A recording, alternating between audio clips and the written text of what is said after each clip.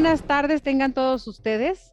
A nombre de COFIDE Capacitación Empresarial, sean bienvenidos a Foros COFIDE. El tema que nos ocupa el día de hoy es régimen de residentes en el extranjero. Para el desarrollo de este tema contamos con la participación del doctor José Manuel Miranda de Santiago. ¿Qué tal, doctor? ¿Cómo está? Muy bien, Alicia. Muchísimas gracias por esta invitación y por la confianza que depositan en un servidor.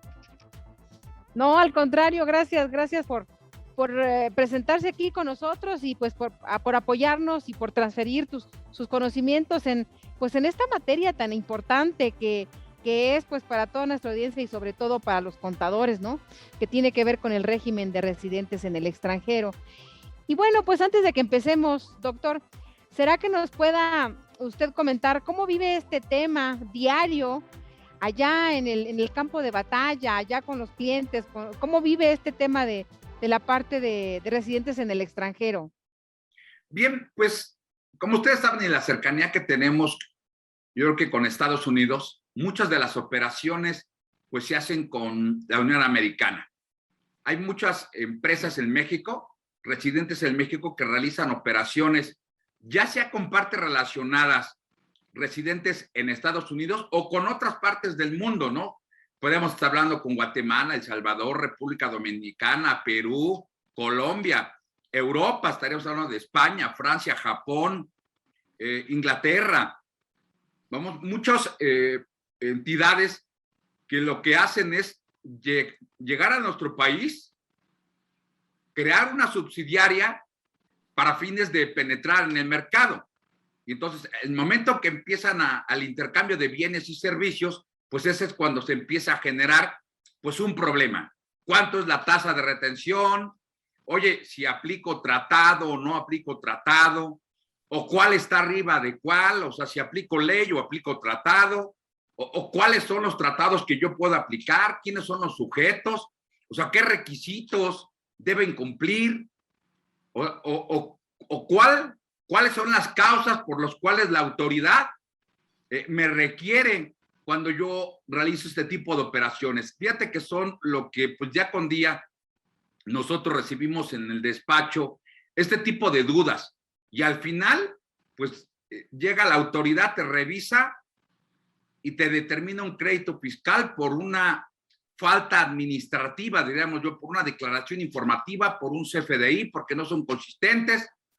Y entonces ahí empezamos el calvario. Entonces, bueno, pues lo que nosotros hacemos es pues también brindarles los medios de defensa para que la autoridad pudiera asistirle la razón a nosotros, aunque la mayoría no lo hace, ¿no? El SAT no lo hace y el contribuyente le tiene un pavor, y entonces tratamos de hacerlo, llevarlos al juicio de revocación y luego lo llevamos al juicio contencioso en línea, si rebasan 7 millones, y pues bueno, ya no hay necesidad de garantizar el interés fiscal. Inclusive, pues hasta el amparo nos podemos ir. Entonces, pues son operaciones que recurren, bueno, son recurrentes para los contribuyentes y cada día van en aumento. Y más ahorita que estuvimos en la época de COVID, pues ya todos ocupaban comercio electrónico. Entonces, creo que esto se abre cada día más en las plataformas electrónicas. Que cuánto retener, que sí retener. Y vamos, es el pan de cada día para nosotros, Alicia. ¿Qué le parece que empecemos con el tema de los factores de vinculación jurídica que tutela la ley del ISR? Bien, muy bien, Alicia. Pues sí, para efectos de regular cómo están obligados los contribuyentes a cumplir los gastos públicos, de acuerdo al artículo 31, fracción cuarta de nuestra Constitución, te dice que es obligación de los mexicanos contribuir al gasto público, así de la Federación, de los estados, municipios, en donde residan de manera proporcional y equitativa, como dispongan las leyes. Entonces, al decir esta palabra disponer, como dispongan las leyes, nuestra ley secundaria es la ley del impuesto sobre la renta. Y en este artículo primero ya no nos habla de mexicanos, sino habla, ¿no?, de residentes. Unos dicen, no, pues que hay una convención, que no, nada. De acuerdo al artículo 73 de nuestra Constitución, dice que es facultad del Congreso establecer todas las contribuciones necesarias para cubrir el gasto público. Y de conformidad con el artículo 2 del Código Fiscal de la Federación, donde establecen que es una contribución, pues estamos hablando de los impuestos, las contribuciones especiales, las contribuciones que pueden ser impuestos sobre la renta, impuestos al valor agregado, impuestos que son por ley aduanera, por citar algunos, ¿no? Entonces, nos vamos al artículo primero y ahí nos va a establecer cuáles son esos factores de vinculación impositiva que tutela la ley del impuesto sobre la renta para someter a los gobernados al cumplimiento de los gastos públicos. Nada más que aquí debe ser proporcional y equitativa como disponga la ley. Entonces, ok, vas a disponer, pero primero, con el principio de proporcionalidad, dependiendo de la capacidad contributiva. Si tú tienes una base fiscal alta, pagas más el impuesto sobre la renta. Si tú estás en haces una actividad y estás en un régimen especial, pues quiere decir que otra persona que también haga la misma actividad debería estar dentro del mismo régimen. Es decir, trato igual a los iguales y desigual a los desiguales. Y todo debe estar contenido en la ley. O sea, se le llama el principio de reserva de ley. O sea, no hay impuesto si no está establecido en una ley. Ok. Ya con esto en torno, habría que comentar cuáles son esos factores. Entonces, el factor de vinculación impositiva que tutela en la ley del impuesto sobre la renta es residencia, establecimiento permanente y fuente de riqueza. Habrá que analizarlos, porque en nuestro país son estos, pero si estuviéramos hablando de Estados Unidos, allá el factor de residencia que establece el Código de Rentas Internas, establece que es la nacionalidad. O sea, por ejemplo, ponemos a John Smith, que nació en California. Por el hecho de ser güero, de ojos verdes, de pesar 180 kilos de peso, él es norteamericano. Y a donde se vaya a trabajar o a residir, él debe de pagar el impuesto sobre la renta de conformidad con el Código de Rentas Internas de los Estados Unidos y enviarlo al Departamento del Tesoro. Si viene a trabajar aquí a México debe de contribuir de conformidad con el factor de vinculación, ya sea por residencia o por fuente de riqueza. Entonces, son muy diferentes los factores de vinculación que tutelan las leyes en diferentes países. Si estamos hablando quizás de algún país que su régimen fiscal, por ejemplo, en Panamá, no tienen residencia, sino hablan de territorialidad. Solamente vas a someter a los que hayan nacido y a lo mejor a los que generen la renta en Panamá. En nuestro país hemos picado de uno u otro y nos hemos quedado solamente ya con 3. Residencia, repito, establecimiento permanente y fuente de riqueza. Si nos vamos al artículo 1 de la Ley de Impuesto sobre la Renta, dice que las personas físicas y las personas morales están obligados al pago del impuesto sobre la renta, dice, en los siguientes casos. Y nuestra fracción primera te dice, los residentes en México, respecto de todos sus ingresos, cualquiera que sea la fuente de riqueza de donde proceda. Ok, entonces vamos a ver quién es un residente en nuestro país. Y aplicando una interpretación sistemática, vamos al Código Fiscal de la Federación, al artículo 9, que también es una ley, pero es una codificación. Y nos va a decir quién es un residente para personas físicas y personas morales. Y hablando de personas físicas, dice las que hayan establecido su casa habitación o tengan mayor número de ingresos, sus intereses vitales. Y para personas morales, pues dice los que más o menos, ¿no? Los que tengan la administración central de su negocio, y básicamente podemos hablar en la práctica los que se hayan constituido conforme a las leyes. Entonces, los residentes en México, o sea, se van a dividir en personas físicas y personas morales. Y cada uno debe de establecerse en la ley, en el artículo 9, para saber si contribuyen o no, si son residentes o no. La segunda fracción nos dice los residentes en el extranjero que tengan establecimiento permanente respecto de los ingresos atribuibles al establecimiento permanente. O sea, quiere decir que el residente en el extranjero es aquella persona que pueda demostrar que es residente en el otro estado. Porque puede ser que el señor John Smith, norteamericano, dice, pues yo nací en Estados Unidos y yo mando mi dinero al Departamento del Tesoro de los Estados Unidos. Aquí el símil es el SAT. Yo allá pagué. Entonces podrá decir o argumentar, yo ya no pago. No, claro, tú vas a volver a pagar aquí porque aquí resides. Compruébame, por favor, lo contrario. Entonces dice, no, pues yo sí vivo aquí. Ok. Como persona moral, dice, yo trabajo acá, pero aquí también tengo un lugar de negocios en donde realizo actividades empresariales. Oye, ¿cómo lo haría? Es la empresa en Estados Unidos que viene aquí, pero que no se constituye conforme a las leyes. No hay un acta constitutiva.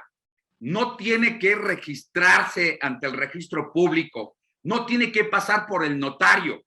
No tiene una asamblea, no tiene un capital. Simplemente tiene un acuerdo de asamblea que viene aquí y te dice, ¿sabes qué? Quiero que me construyas los puentes, ¿no? O los ejes viales o el metrobús.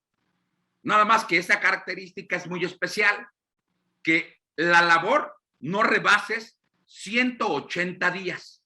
Porque si rebasas 180 días, entonces ya no es un establecimiento permanente, ya eres residente en nuestro país. ¿Ok? Entonces, el residente en el extranjero siempre va a ser una persona que tenga un establecimiento permanente o cuando no lo tenga, entonces le vamos a aplicar el siguiente factor, que es la fuente de riqueza. O sea, yo no tengo establecimiento permanente, pero vengo aquí. Voy a pensar en el señor, un señor, Koki, que viene de Japón y viene a nuestro país, pero viene a componer una maquinaria. Una maquinaria, voy a pensar que va a poner la espiroqueta de la Chafaltrana. Es una tecnología de punta. Solamente el señor Koki es de Japón, es el único que lo puede hacer. Va a venir a México, la va a componer y se va a regresar a Tokio. La persona moral que le hace el pago tiene la obligación de retenerle un impuesto por la renta que le pagamos, o sea, por el pago por sus servicios que hizo. Eso se le puede considerar o se le llama fuente de riqueza situado en nuestro país. O sea, él no es un residente, no estableció su casa habitación, no tiene un lugar de negocios en el que se desarrolle total o parcialmente actividades empresariales, pero tiene una fuente de riqueza. ¿Cómo cuáles son las fuentes de riqueza? Porque cuando hablamos de residentes en el extranjero, no todos dominan este tipo de regímenes. ¿Cuáles son los factores, no factores, cuáles son los tipos de ingresos que pudiera tener un residente en el extranjero que viene a nuestro país, que le pagamos y que debemos retenerle? Entonces, aquí hay dos preguntas. ¿Cuáles son las rentas que puede obtener un residente en el extranjero? Segundo, ¿cuál es la tasa de retención que debemos hacerlo? Y tercero, oye, ¿qué obligaciones tenemos que cumplir cuando nosotros contratamos a un residente en el extranjero que le pagamos y queremos hacer la deducibilidad. Entonces, para efectos de esos residentes en el extranjero que tienen fuentes de riqueza en nuestro país, entonces vamos a comprender cuáles son las fuentes de riqueza que tutela el título cuarto. Entonces voy a nombrarlas, aunque el título quinto, que es a donde se alojan los pagos de las rentas, ¿sí? Porque es un título especial para esos extranjeros. Estamos ubicados en el título quinto, que va del artículo 153 al 175. Este título no tiene capítulos y no tiene secciones. Simplemente es el título quinto y está de corrido todos los artículos y están regulando de acuerdo a cada renta. Por ejemplo, un residente en el extranjero puede tener sueldos. Discúlpeme, se me olvidó apagar esto. Discúlpeme.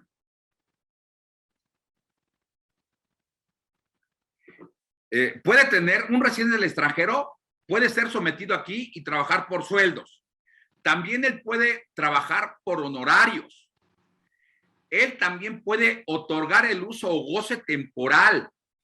Puede obtener ingresos porque a lo mejor prestó dinero a la empresa y generan intereses y entonces se le tiene que hacer una retención. Oye, también es una inversión en nuestro país y generó dividendos. La empresa emisora le pagó dividendos. Entonces, ok, le paga dividendos y le tiene que hacer una retención. Oye, obtuvo premios. Le tiene que hacer una retención. Oye, le pagó publicidad a ese residente en el extranjero. Tiene la obligación de retenerle. Oye, ese extranjero está otorgándonos el uso o goce temporal de patentes o de marcas, derechos de autor. Entonces, la empresa en México le paga y le tiene que hacer retención. Le hizo, a lo mejor, le prestó asistencia técnica. Vino ese señor, como yo puse el ejemplo, el señor Koki de Japón, vino a componer, le pagamos y le tenemos que hacer una retención. Entonces, estos son algunos de las rentas que se puede considerar que están en el artículo primero, su fracción tercera, y que son los factores de vinculación. Residencia, establecimiento permanente y fuente de riqueza. Y esta fracción tercera nos lleva al título quinto. Entonces son muchas o diversas rentas que puede tener un residente en el extranjero. Inclusive puede vender acciones, que son los casos mucho más complicados que hay. Invierten en nuestro país y después enajenan sus acciones y al momento de hacer la enajenación, entonces debemos hacerle una retención. Pues todas estas rentas que he mencionado tienen que además cumplir con ciertos requisitos formales. Una cosa es la retención y la otra es la obligación que tienes formal. ¿Como cuál? Oye, ese extranjero tiene la obligación de expedirme un comprobante por la operación que le dimos. Oye, voy a suponer que por la asistencia técnica me cobró $10,000. Por esos $10,000 yo tengo que hacerle una retención. Él me envía un comprobante, pero el comprobante que me envía, pues es un formato que allá en su país, pues ellos lo hacen muy sencillo. No es un CFDI. Es más a la confianza. Más a la confianza. Y aquí, como no hay tanta confianza, entonces lo que debemos hacer, de acuerdo a la ley, al artículo 76, en su fracción tercera, dice que cuando uno hace el pago a residentes en el extranjero, nosotros debemos de generar un CFDI. O sea, no es un ingreso, sino es una deducción. Vamos a decir así, timbrar timbrar la operación, poner los datos del residente en el extranjero, ocupar un RFC que está en la resolución miscelánea y decirle cuál fue la tasa de retención. Y fíjate que aquí, Alicia, desde el año pasado y antepasado, el Servicio de Administración Tributaria, por medio de la matemática Buenrostro, que es la jefa del SAT, mandó cartas de invitación a diestra y siniestra, a donde a través de logaritmos empezaron a cruzar. Oye, el ISR retenido no checa con la nómina. Oye, tus ingresos no checan declarados en la anual, no checan con los FDIs que emitiste. Oye, tus deducciones no checan con tus FDIs. En esta última parte es a donde voy a explicar mejor. Fíjate, nos han llegado a nosotros y nos dicen, oye, es que no todas las deducciones no las timbramos. ¿Cómo cuáles? Bueno, podemos decir el ajuste anual por inflación deducible. No se timbra. Las depreciaciones. El costo de ventas, las inversiones por depreciación, no se timbran. Y de repente me empieza a surgir, oye, ¿y los pagos al extranjero? Y me dicen, no, pues esos nunca los timbramos porque aquel no está obligado. No, no está obligado el extranjero, pero tú sí estás obligado. Y ahí fíjate que este es un requisito que la autoridad, cuando te revisa, por no haber cumplido con esta obligación, te rechaza la deducción. Entonces me dicen a mí, ¿qué vamos a hacer? ¿Desde cuándo tenemos esta obligación? Pues mira, la tenemos casi desde el 2014. Desde el 2014 tenemos esta obligación que el residente en el extranjero, cuando recibe el pago, le hagamos retención y nosotros debemos expedir un CFDI. Pero esta obligación se les pasa a muchos contribuyentes. Y en el momento que Buenrostro hace esa confrontación, pues dice, ok, el ajuste anual por inflación, la depreciación, el costo y otras cosas que tenemos por ahí, ok, sale. Y lo más grande de pagos al extranjero, ¿qué pasó? ¿Por qué no la hiciste? Y eso es lo primero. Entonces, estamos en una época electrónica, Alicia, en el que ya no es como antes, que te dejaban el citatorio. Bueno, te dejaban, primero llegaban con la notificación, si no estabas el citatorio, al siguiente día hábil llegabas y si no estaba, pues atendía la visita. Y empezaban el acta inicial y todo esto. Ahora ya no. Te mandan la notificación a tu buzón electrónico. Si no lo abras en 3 días, no hay ningún problema. Al cuarto estás notificado. Empiezan las facultades a través de conformidad con el 42, una revisión electrónica. La autoridad ya tiene elementos para revisarte. ¿Cuáles? El envío de la contabilidad electrónica, de conformidad con el 28, fracción cuarta del Código Fiscal de la Federación. Cada mes, los contribuyentes deben de enviar su contabilidad. Es contabilidad financiera que se envía a través de medios electrónicos, pero la Corte la bautizó y le dijo contabilidad electrónica. Pero nosotros sabemos que no existe contabilidad electrónica, solamente es una contabilidad, ¿vale? Bueno, tienen los CFDIs, tienen los avisos de cambio, tienen los avisos de la DIOT, tienen también los avisos de los principales, bueno, principales, de los socios y accionistas, ¿vale? Con esa información empiezan a cruzarla y empiezan a determinar créditos fiscales en automático. Ni siquiera yo he visto que se mete la mano ya el ser humano. Primero te amenaza de una carta de invitación y si no vas, te genera la auditoría, dice, de fonda o profundo de fondo o profunda, auditoría profunda, y además te amenaza de que fueras a la cárcel. Entonces la mayoría me dice, ¿qué hacemos? ¿Vamos o no vamos? Bueno, esa carta de invitación, pues no se está iniciando facultades de comprobación. La Corte ha dicho, que esa carta de invitación no puedes ir al recurso de revocación, no puedes ir al amparo, no puedes ir a lo contencioso. ¿Por qué? Porque no está iniciando facultades. Sin embargo, amenaza Buenrostro. O sea, dice, no estoy amenazando, pues terrorismo fiscal.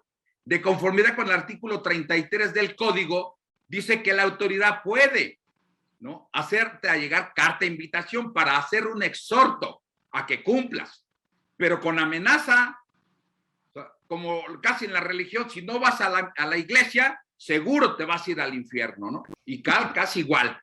Si no cumples, vas a ir con el satánico, y el satánico, ahora sí, te va a determinar un crédito.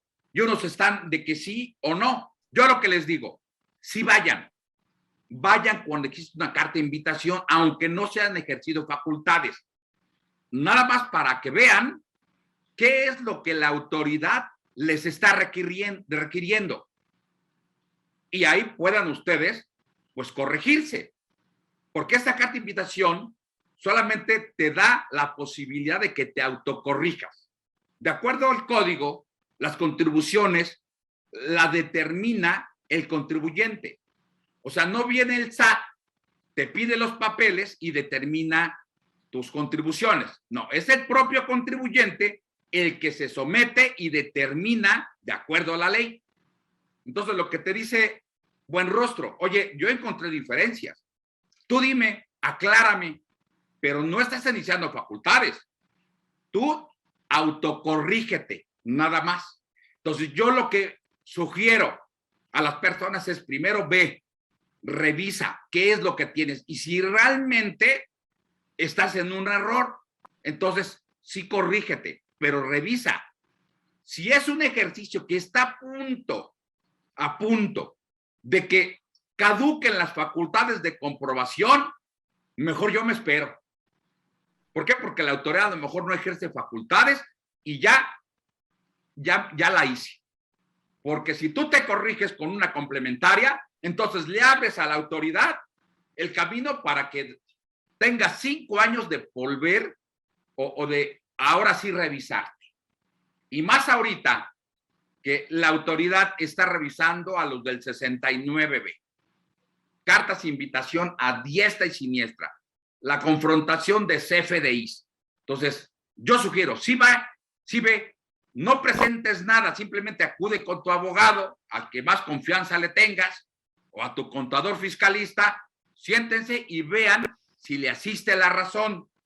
Yo, por ejemplo, en mi caso, me cayó el SAT como despacho y me dijeron, tus ingresos acumulables no checan con los CFDI expedidos, y fue en 2014. Fui, me senté con ellos, me pidieron identificación y me proyectaron, ahora sí que en un proyector, las diferencias que tenía. Le iba yo a sacar foto, no puede, licenciado. ¿Cómo no voy a poder? Por el reglamento del SAT. ¿En dónde dice? Yo me sé el reglamento y no dice. Bueno, no puede tomar. Ok. Oye, una vez te aclaro, ¿por qué no checa? Yo soy una sociedad civil que acumulo hasta que cobro. Y claro, cuando yo emito un CFDI, pues yo voy a acumular solamente hasta con el complemento de pago, no cuando yo emito. Entonces, pues hay un error aquí. Nunca va a checar, ni deben checar. Entonces, ahí hay una ambigüedad en la aplicación o desconocimiento por parte del SAT. Entonces, yo lo que hice fue contestar y les dije, de buena fe vengo a contestarte, pero no es mi deber contestarte porque no te asiste la razón. Sin embargo, ya veo por dónde va la autoridad, porque así me cayeron no un cliente, muchos clientes, Alicia, de que la autoridad ahora hasta por un peso no checa tu retención con los FDIs. No, pues en lugar yo de presentar declaraciones complementarias de anual, yo pagué la diferencia de 12 pesos y se acabó. Hasta eso.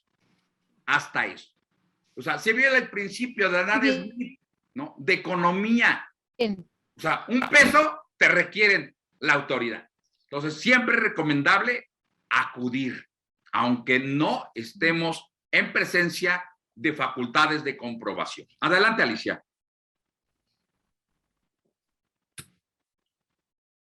Yo hablo mucho doctor, y aquí no me tenemos una encanta, ¿no? pregunta. Adelante. Sí, aquí tenemos una comentario de Javier Oropesa, Sí. que nos dice, como menciona, el título quinto no es letra muerta. Hay que leerla, ya que por la globalización ya es muy fácil realizar negocios con de personas en cualquier complemento a este comentario que está haciendo Javier. Nosotros nos dedicamos a la capacitación y por este tema de la pandemia se han acercado con nosotros inclusive expositores del extranjero. De hecho, vamos a tener por ahí un curso con un expositor del extranjero. Entonces, ¿cómo le tenemos que pagar a este expositor? Retomando el tema de que seguramente los ingresos los está percibiendo en territorio nacional, pero él Claro. no es un residente. Aquí le vamos a aplicar el título quinto y por la característica del servicio que viene a prestar ese extranjero, él Sí, va a estar por un servicio independiente, lo que nosotros honorarios, le ¿verdad? llamamos por honorarios. Por Y honorarios, así de correcto. bote pronto tendrás que retenerle el 25% sobre el ingreso, sin deducción alguna. Y acordándote de algo, ¿no? Esa retención que tú le hagas a ese extranjero, la debes tú de enterar el día 17 del mes siguiente. Y además, con el comprobante que él te da, no vas a poder deducir. Tú vas a poder deducir cuando expidas el CFDI de egresos. CFDI Y ahora de aquí la pregunta, egresos. Licha, ¿ese extranjero de dónde va a venir? De acá de los países del sur, Ah, Colombia, me parece. Colombia. Ok, ahora sí, como dicen los colombianos, entonces toca aplicarle el tratado para evitar la doble tributación entre Colombia y Estados Unidos. De aquí, Estados Unidos mexicanos. O sea, nosotros, los mexicanos.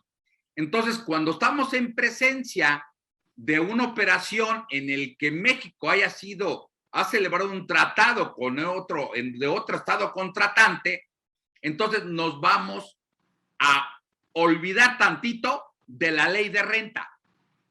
Ya no nos vamos a someter al artículo 31, nos vamos a someter al artículo 133 de nuestra Constitución y nos dice, esta Constitución, las leyes federales que emanen de ella y los tratados internacionales celebrados por el Ejecutivo con aprobación del Senado, solamente por el Senado, serán la ley suprema de toda la Unión. Entonces, quiere decir que por supremacía constitucional, lo que tienes que hacer es aplicar el tratado y no la ley, porque estamos explotando la soberanía Estado contra Estado y es mucho mayor peso y por jerarquía el tratado que la ley. Los tratados para evitar la doble tributación están por abajo de la Constitución y por arriba de las leyes federales. Entonces yo aplico el tratado y de acuerdo al tratado internacional me dice, oye, los servicios prestados por servicios independientes no llevan retención. De acuerdo al tratado México-Colombia. Entonces, oye, si yo la aplicara, no hubiera tratado, porque relativamente tenemos como 5 años con ese tratado. Antes le aplicábamos la retención del 25% a los colombianos y hoy ya no le tenemos que hacer retención cuando prestan servicios personales independientes. Okay. Y habría que ver bueno, que demuestren. O sea, no nada más es automático esto, Alicia. Uno dice, no, bueno, aplícame el tratado. Sí, nada más que tienes que demostrar que tú eres beneficiario del tratado, que a ti te podemos aplicar el tratado. A ver, demuéstrame primero que tú eres residente en Colombia. Tú, Colombia, tienes la administración fiscal, la DIAN, así le llaman, la DIAN, así la administración fiscal de Colombia, es la ADIAN. La DIAN emite una constancia de residencia que el señor Juan Valdés de Colombia cumple y con las obligaciones fiscales y es residente, vamos a ver que es residente en Bogotá. Con esa constancia, de conformidad con el artículo 2 de ese tratado, me dice quiénes son los sujetos que amparan en este tratado. Y dice los residentes en cada país. Entonces, Colombia emite la constancia de residencia, México, el SAT, emite a sus mexicanos una constancia de residencia y con eso, si el mexicano va a Colombia, no le retienen. Si los colombianos vienen aquí por servicios, no le retenemos, pero yo tengo que conservar esa documentación para cuando llegue el SAT y te diga, a ver, Alicia, le pagaste a Juan Valdés y no hubo retención. ¿Y cómo se dio cuenta? Es que en el CFDI que emitiste, me pusiste retención honorarios, 10,000. Retención, 0.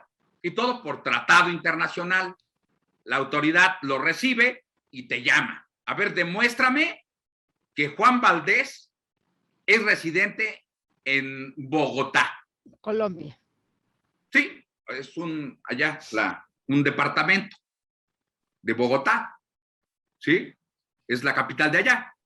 Entonces, tú debes de demostrarle que Juan Valdés es residente. Si no lo demuestras, Alicia, la autoridad te va a decir, el pago al extranjero es no deducible. Primero. O sea, de entrada. ¿De acuerdo? El 27, fracción quinta, te dice, para que los pagos al extranjero sean deducibles, debes de hacer la retención y entero. Oye, pero no hubo retención, como unos me dicen. Pero eso no quiere decir que no tengas que hacer el CFDI. Aunque le ponga 0, se acabó. Ok, no hay retención, pero por eso lo debes de hacer. Para la deducción. Doctor, bueno, entonces antes de yo contratar a esa persona, porque bueno, ya hice todo el proceso de reclutamiento, ya revisé que es bueno, ya revisé que su expediente, ya revisé su CV, ya revisé que es muy bueno para dar una capacitación con nosotros.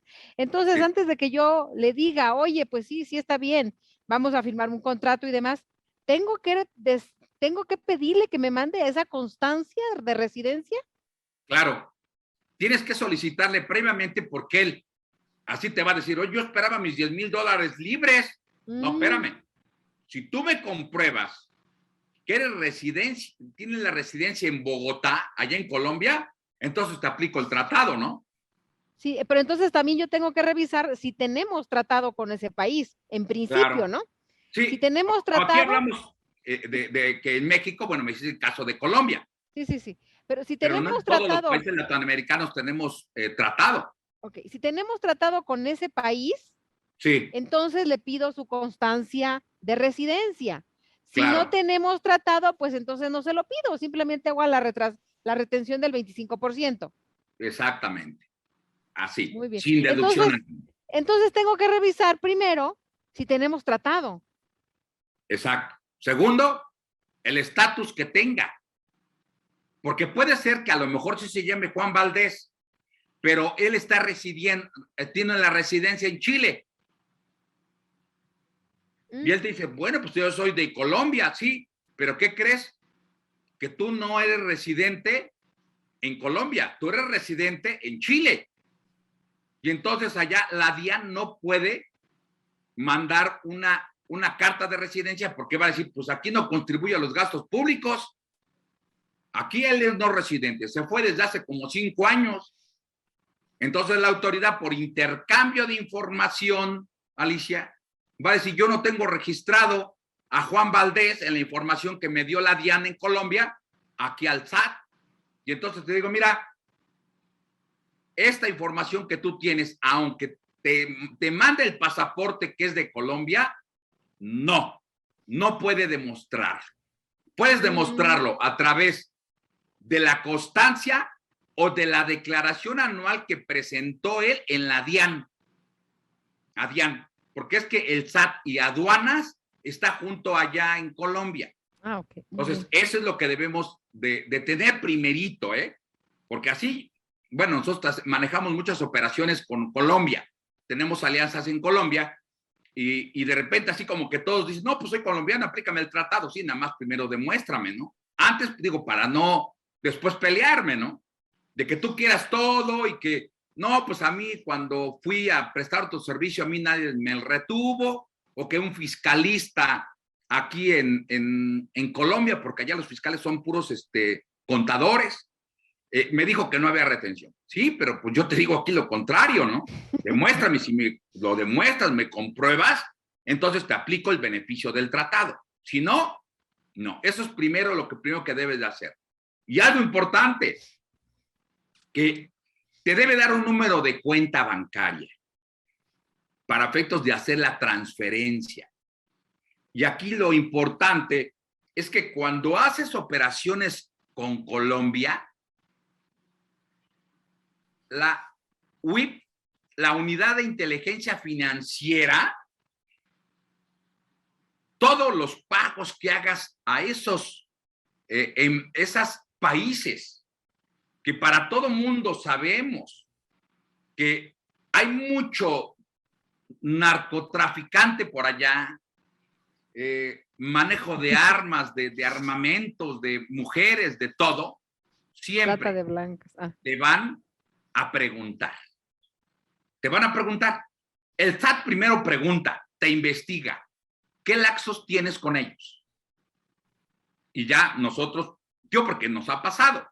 Pues tenemos operaciones con ellos desde hace como más de 20 años. Y tenemos alianzas de tal. Sí nos preguntaron, Alicia. Y antes no había nacido, como fue en 2014, la Unidad de Inteligencia Financiera. Entonces, oye, necesitamos saber el origen de sus recursos, ¿vale? Porque hay intercambio entre Colombia y México, intercambio de información. No, entonces, doctor, ya no me todas las espante. operaciones hay así. Causen sospechosismo en No, aquel ya no me tiempo para espante. Santiago Nieto. Mejor ya no lo vamos a contratar. No, sí se puede. Nada más que hay que cumplir con requisitos.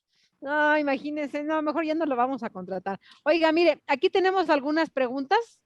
¿Sí? Adelante, por favor. Lilia Yáñez nos comenta, aunque el servicio no se presente en territorio nacional, ¿aplica la retención? De acuerdo a la ley del impuesto sobre la renta, cuando tú pagas un honorario a un residente en el extranjero, primero tienes que revisar algo. Primero, ¿en dónde se prestó el servicio? Si el servicio se prestó en nuestro país, entonces dice la fuente de riqueza, ¿sí?, está aquí en México. Y entonces hay la retención. Sin embargo, si el servicio se prestó por la plataforma Zoom desde Colombia, entonces te dice que no hay fuente de riqueza y por lo tanto no hay retención.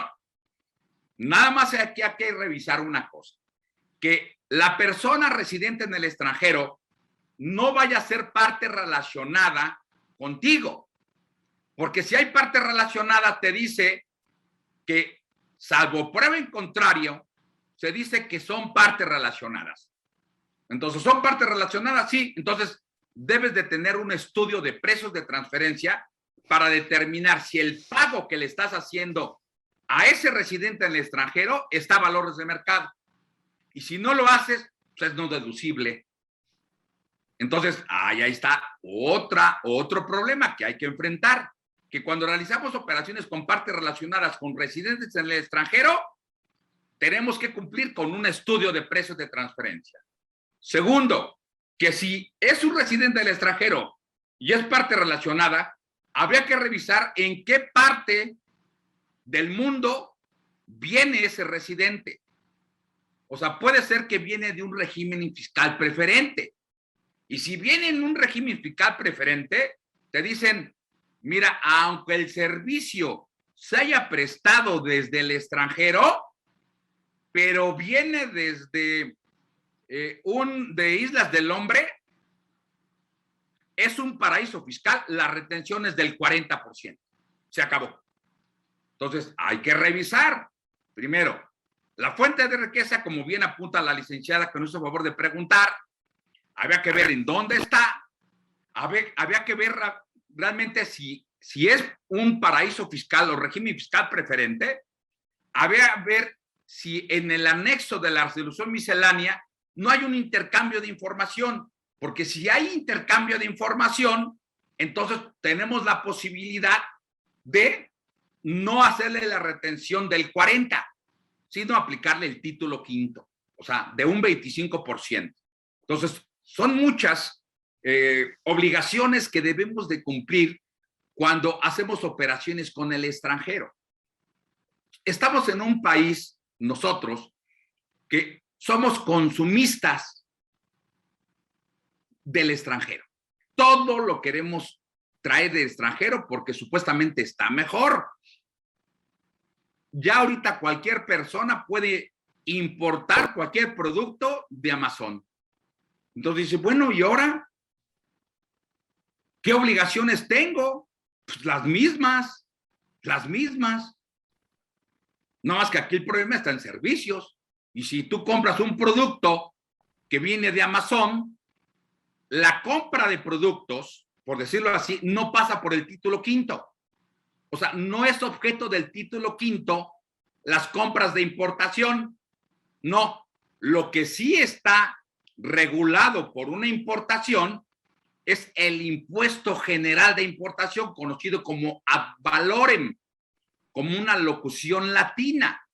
Entonces debemos de pagar el impuesto de conformidad con la ley de importaciones y exportaciones, regidos por la ley aduanera, y pagar un porcentaje de conformidad con el valor declarado. Y pagamos ese valor y lo pagamos por medio de un pedimento de importación. Y además tenemos que hacer un CFDI.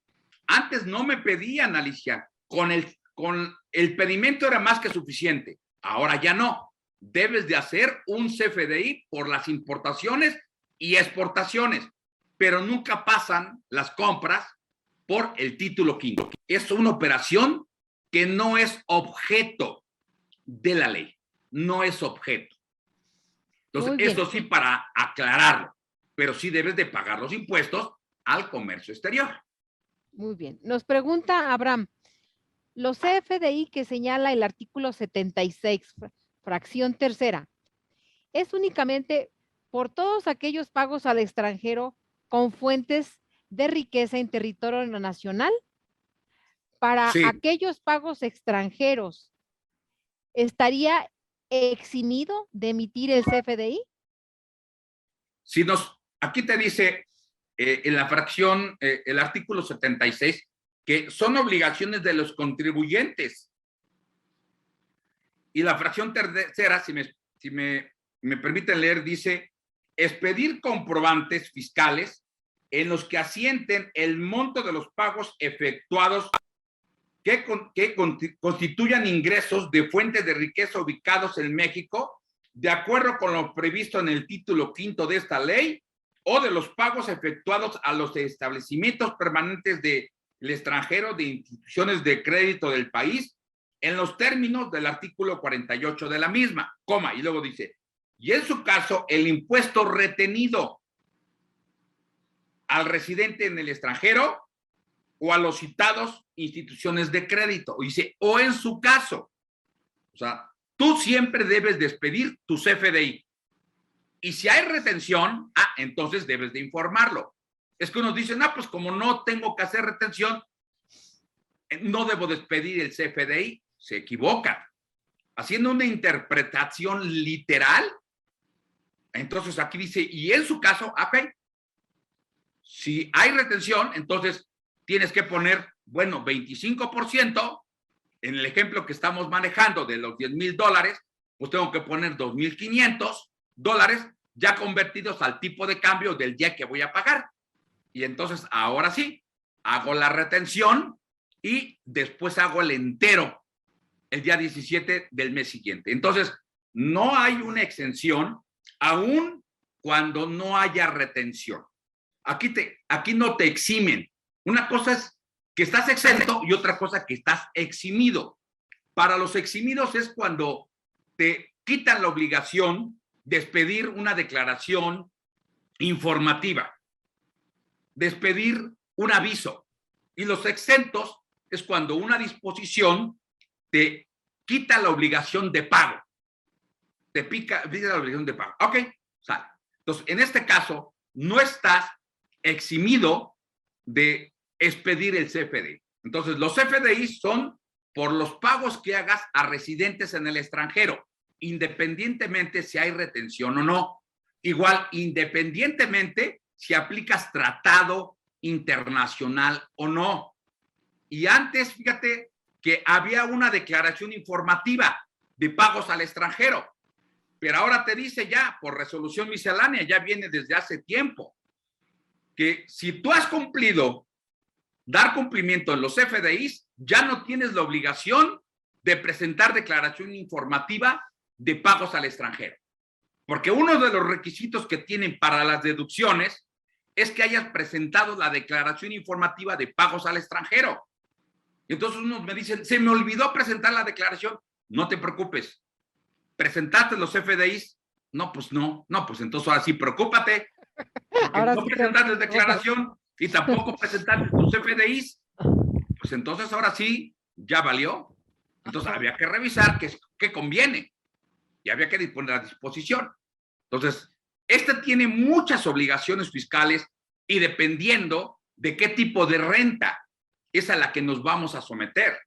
Vamos, a lo mejor, como decía el licenciado, ya no es como letra muerta. Bueno, para mí de esto he vivido los últimos 24 años, Alicia. Bastantes añitos. Vivo de esto, de hacer estudios de precios de transferencia, asesoría de título quinto y de tratados, ¿no? Entonces, de esto, pues, como todos los días. Todos los días manejamos. Bastante experiencia. Muy bien, tenemos otra pregunta. Adelante, J. Ramírez nos comenta, ¿cuál sería la correcta aplicación de los tratados para evitar la doble tributación?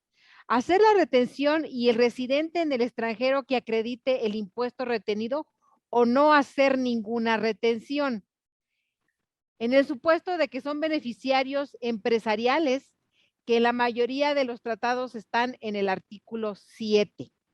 Bueno, cada tratado internacional tiene una base. Nosotros en nuestro país utilizamos una base especial, que es la base o el machote, por decirlo así, o el formato de la OCDE, la Organización para la Cooperación y Desarrollo Económico.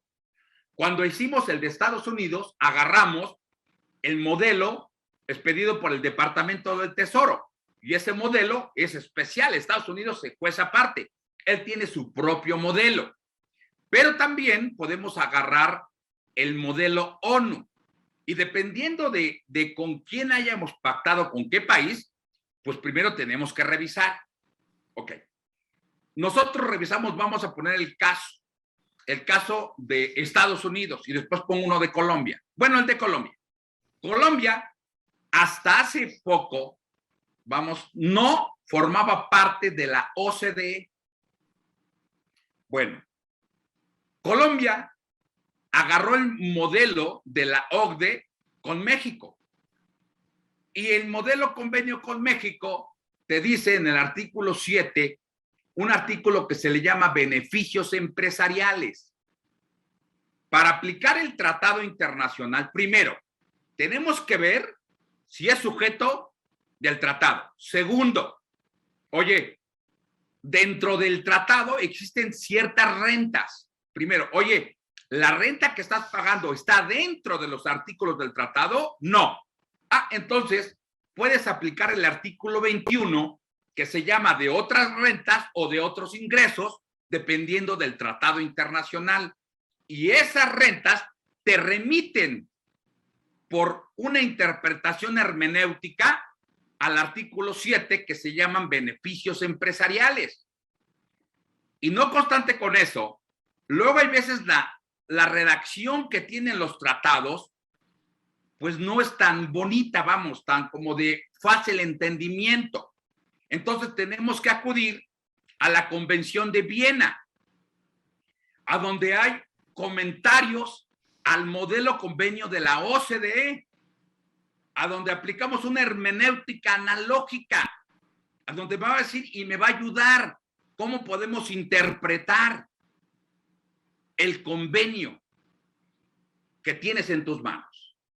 Bueno, ahora en el caso de Estados Unidos, ya no aplicamos el modelo OCDE, sino aplicamos el convenio que tenemos con Estados Unidos, el modelo. Ok, ya lo aplicamos, tenemos duda. Pues tenemos que aplicar ahora las notas técnicas del Departamento del Tesoro emitidos por el IRS. Estos son muy distintos a los comentarios que tiene la OCDE. Y es que luego a mí de repente me preguntan, es que me dijo mi fiscalista que de acuerdo a la OCDE es esto y esto. Sí, pero cuando estamos hablando que México celebró tratados con países que están agremiados a la OCDE, en este caso es Estados Unidos, y Estados Unidos tiene sus propios comentarios. Tiene comentarios generales, pero aparte tiene comentarios específicos entre México y Estados Unidos. Y ahí sí, el problema que luego enfrentamos es la parte del idioma. Y en el idioma, pues bueno, de por sí está complicado la parte de inglés. Unos dicen, y aparte el inglés técnico, pues se complica. Entonces hay que revisar la interpretación que le dio el Departamento del Tesoro. Y había que revisar las notas técnicas para efectos de dar una interpretación, vamos a decirlo así, una interpretación armónica, sistemática, y aplicar esto que se le llama hermenéutica analógica. Y ahora sí, irnos además a robustecerla con la interpretación que nos da la Convención de Viena. Doctor, el tiempo se nos está terminando. Pues muchas gracias, doctor, por su participación. Y bueno, pues no nos deja más que agradecerle también a todo nuestro auditorio y recordarles que todos los martes de 5 a 6 de la tarde tenemos este tipo de foros que con mucha información muy importante para el desarrollo de su trabajo seguramente les pueda ayudar a ser mejores. Muchas gracias, Alicia. Muchas gracias a todas las personas que estuvieron conectadas.